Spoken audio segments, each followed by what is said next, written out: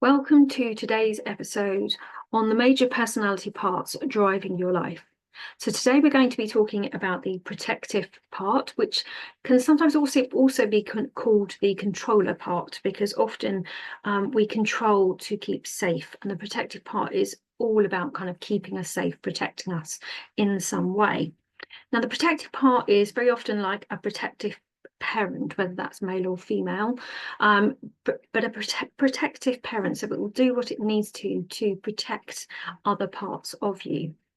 Now, every part can have what we call kind of a limiting role in our life and also an empowering role in our life. So it's being more positive perhaps than maybe negative. And this part is no different. So you can have an overprotective protective part, and you can have an underprotective protective part. And I mean, I do find generally quite a lot of the different personality parts do try to protect us in their own way based on that particular part of them. But obviously the role of this protective part, that's what it does, is to protect you. So if we're looking at a part being underprotective, so the protective part, when it's underprotective, often the reason it's doing this is because it's so busy protecting other people and parts of them. Normally they're inner child, okay, or it's very protective of pets, or could even be children. Now obviously some of that is going to be innate within us as a parent, but quite often when a protective part is underprotective, it's because it's protecting someone or something outside of you. Okay, happens a lot when people have had childhood trauma, where they've had a family situation where there has been toxic relationships, narcissism, codependency. It will often happen there where you as a child, has basically tried to protect your parents' inner child. And often what will happen with parts is if they are not told by that parent that that's the wrong thing to do, that actually as an adult they are there to protect themselves, that part of you, that protective part, will keep on doing it because nobody's told it that what it's doing is wrong, or it's not needed, or it shouldn't be doing it. Okay, so it's doing that. And then of course we grow up into adulthood and we're still doing that. We're still protecting other people, everything kind of outside of us, everything is external. I protect others, I love others, etc., etc. Okay, so when that happens, of course, what that means is it's leaving another part of you, effectively most of the time, your inner child, vulnerable and unprotected. And obviously with that come beliefs for that inner child of yours, and also with that feelings as well.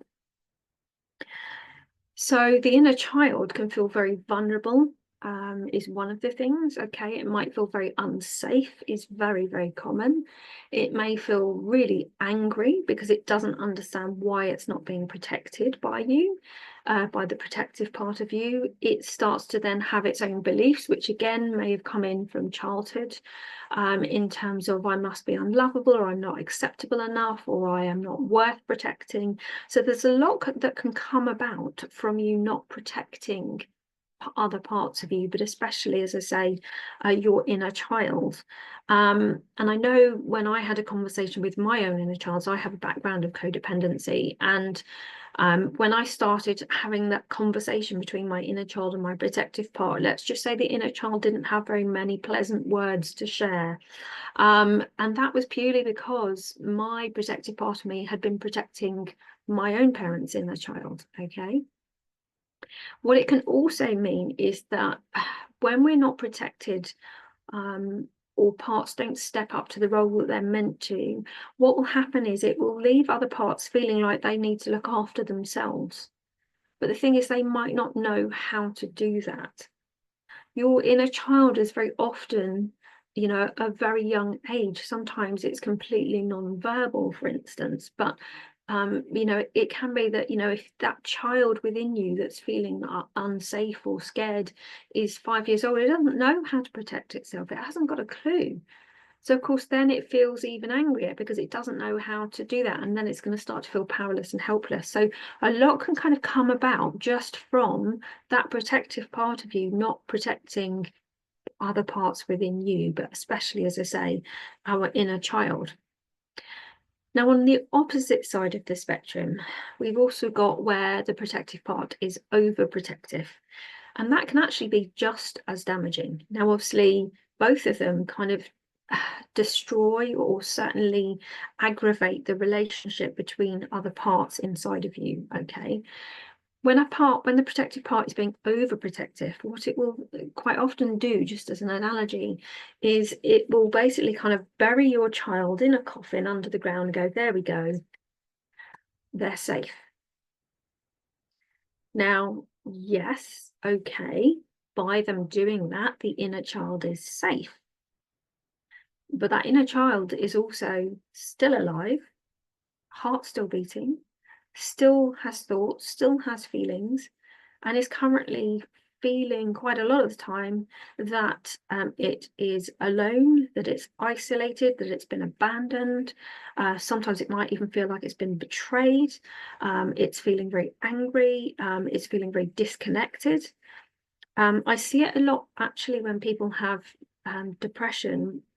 I see that a lot as a disconnection from them and their inner child, and I've experienced that a lot in terms of obviously the work that I've done.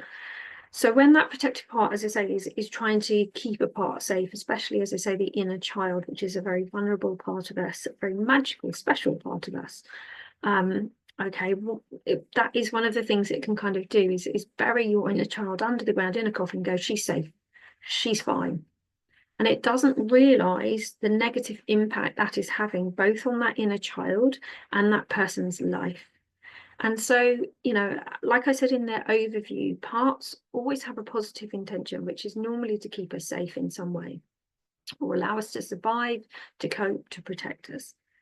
So its intention is positive. It's trying to keep a part of you safe, but the impact it's having, the outcome is not so positive, because actually it's leaving that inner child feeling really upset, vulnerable, scared, very alone. It can't connect with anybody. Nobody knows it's there. And so actually, you know, it's about that part understanding that impact and going, okay, you need to just step back a little bit. Like, we don't need to go that far. Okay. The other thing that can happen as well is that when this part is overprotective, it can react so strongly compared to the intensity of the situation. So it might be that somebody, say, had an argument with a friend that they've known for 20 years, and the overprotective part decides from that argument, and yes, it might warrant it depending on what someone's done, of course.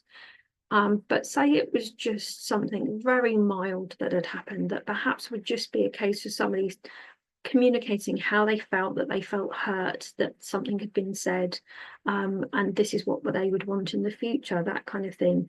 The overprotective part may well turn around and actually go, right, that's it, we're never speaking to that person ever again, and they'll block them on social media, they'll delete or block their phone number. And so it'll be a very intense, strong reaction compared to what perhaps should be, okay, depending on the context of the situation. So when parts feel protected, they actually grow up, they actually mature. And very often when I'm working with people with parts therapy, I see this, or I hear this, or I feel this. And it's very interesting to see, and very interesting to know that actually when we are protecting ourselves, that part of us that needed that protection does kind of heal and grow up, especially if it's not been protected previously. Okay. And again, that can happen, for instance, in dysfunctional families where somebody hasn't been protected from somebody in the household. And that protective part has not done that. And so then what can happen is the part that needed protection, very often again our inner child, the child that went through that experience, feels betrayed by parts of you, by the protective part, because it wasn't protected. But it can also feel betrayed by, you know, say one of the parents or both the parents, depending on obviously what the situation is. Whoever didn't protect them, it will be angry and feel betrayed at their protective part that didn't protect them as a child. So when people are, when the protective part is doing what it should be and it's in balance, often those parts of us that need that protection will feel safer, as I say, and will often feel more healed, more grown up. They will trust us more because we're there for them. Okay, so my inner child, for instance, has become much more trusting of my protective part because I am there for her now. Okay. Now, the protective part of us often, when you sort of access that part, as you can imagine, it often feels quite strong. It feels quite bold. Often people's stances when they're in that part will have a very good posture. The posture will be very upright, very sort of like a superhero pose, but not quite as much. And protection can be physical. It can be emotional. Okay, it can be verbal. So verbal would be things like assertiveness, for instance. Okay, and when verbal can be things like where we instill boundaries, where we actually put boundaries in place. And in order to put boundaries in place, we also have to know what our values are. So that's something I'll come on to nearer the end of this video. It can also be spiritual protection. So quite often I will see when I'm working with somebody when they might need protection of some sort. There's a certain stance or posture that people will do, which often will show me that they need protection, or it'll be something that they say. So quite often somebody might say, I don't feel safe. I feel, they won't necessarily say fearful. It's normally safe. It's not safe to, I am not safe. So when I get something like that, then I would instantly be thinking about protection as one of the things that might come in. Okay. So some tips for you to take away. So I did say that this video wouldn't be as long as the overview, and I knew they wouldn't be with the particular parts themselves. So some tips for you. When you've had childhood trauma, as I say, very often the protective part of you has learned to protect other people's inner child. So one way that is a really good giveaway is I will very often say to people, are you more protective of other people than you are of yourself? Or are you more protective of, say, your pets or your children than you are of yourself? If you say yes, then it's very likely that you are in that scenario, basically, where there's a part of you feeling unprotected because you are protecting others more than you are yourself. And I see this quite a lot with pets. Okay, so when somebody is very protective of other people but not so of their self, because there's a part of them that then feels vulnerable and unsafe and unprotected, quite often that's where I will see pets being overprotective. So if you have an overprotective pet, please consider the question I've just said. Are you more protective of other people than you are of yourself? Okay. If you say such phrases as I'm protective of others, or things like if you say, oh, my partner's very protective of me, that can again sometimes indicate that actually there's a part of you that's looking for protection. Your partner's protective part knows that it is them protecting you. Okay. But what it's also then meaning is they're kind of doing the same thing, is there's going to be a part of them perhaps that doesn't feel as protected and safe because actually their protective part is protecting your inner child. Now, what might also then happen is your protective part feels their vulnerable inner child, their vulnerable part of them that's feeling unprotected, and that's why you're more protective of them too. So it can kind of mirror, if that makes sense, with relationships, and also, as I say, obviously with pets as well, possibly even children. I don't have children, so I can't say that for definite, but I would think it is very similar, because as a child, as I say, that's what I used to do, is protect my parents' inner child. Spiritual protection is the other one, as I say. So if you are very, like, a highly sensitive person, you're very empathic, you're very caring, you're very giving, you're very attuned to the environments, attuned to people's emotions and so on. It's very, I mean, we're all spiritual, but it's very likely that you may need to protect your energy, okay, with spiritual protection. Now, again, this can vary and there's lots of different ways to do this. But one way to do this is ask for a protective bubble around you. You can ask the angels, you can ask Archangel Michael for a protective bubble to be placed around you. He also has a cloak of protection that he can put around you. You could ask for a kind of a circle of fire to be placed around you. You can ask for a suit of armor to be placed around you to protect you from others' energy. We have a suit of armor that is made of light that you can even ask for. There's lots of different ways that you can actually protect yourself spiritually. Okay, so that's just something to consider as well that might come in. Now, the other thing that can happen is that modeling. If you think about as children, we model what we see from our parents or from our caregivers, whoever's looking after us.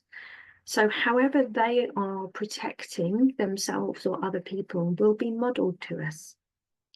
And so again, what can happen is a protective part may actually be trying to protect you by being, if you like, aggressive, because that's all it knows, that's all it's seen, that's all it's experienced, is you protect people by being aggressive, whether that's physically or verbally. Now, obviously, we know that that is not healthy, okay? But that may well be what it has learned. So there might be other things that need to come in, like people learning assertiveness, where you've got passive, you've got assertive, you've got passive aggressive, and you've got aggressive on that scale. So it may be that they need to learn how to be assertive and how to communicate that as well. The other thing I mentioned earlier as well was about asserting boundaries. That's a way of protecting ourselves. Now, I've certainly found in the work that I've done with clients and with myself that actually, in order to determine your boundaries, you also need to know what your values are. Now, what your values are what is important to you. And these tend to be like qualities. So it could be things like respect, trust, honesty, loyalty. Okay. And actually, if you are not valuing these within yourself, if you are not aligning to your own values, what you will also find is you will attract situations that reflect that back to you. So if I've had various situations come up where I'm having people disrespecting me, I often have to sit and reflect and go, okay, where in my own life am I disrespecting myself? Now, that could be something as simple as I'm going to bed too late and I'm getting up and I'm really tired.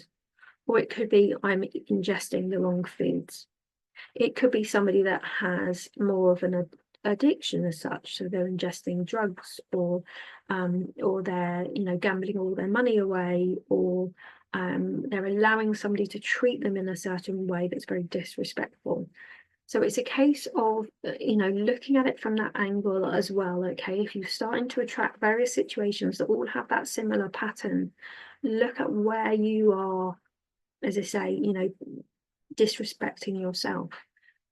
Another one could be, for instance, if you are finding situations coming into you where there's a lot of betrayal. Again, another question to ask yourself is, where am I betraying myself in my own life? Now, but betrayal can be such things as I said earlier, really, protecting other people but not protecting yourself. That's a betrayal. But it could also be that you are betraying yourself by, in a way, people pleasing. So you're saying yes to everybody and no to yourself. Again, that's a betrayal. It might be that you are not being authentic because you feel that you are going to be rejected if you are your true self. So you kind of bring out a fake sense of self and you show that to the world. And therefore what will happen is there's parts of you that feel betrayed, that you're not being yourself. So there's just some tips for you to take away. So as I said, I knew this video wasn't going to be as long as the others, but I hope that's given you some insights to think about. Feel free to go back and listen to this again, all right, to get the most out of it if you so wish. The next part that we're going to be looking at is the loving part. So that's going to be coming a week on Sunday. Okay, and just think about what takeaways you've had from today's episode. And hop onto social media, pop a comment on there, or wherever you've connected with this episode. So pop on, comment, and let me know. As I say, the loving part is going to be a week away. Until then, take care and bye for now.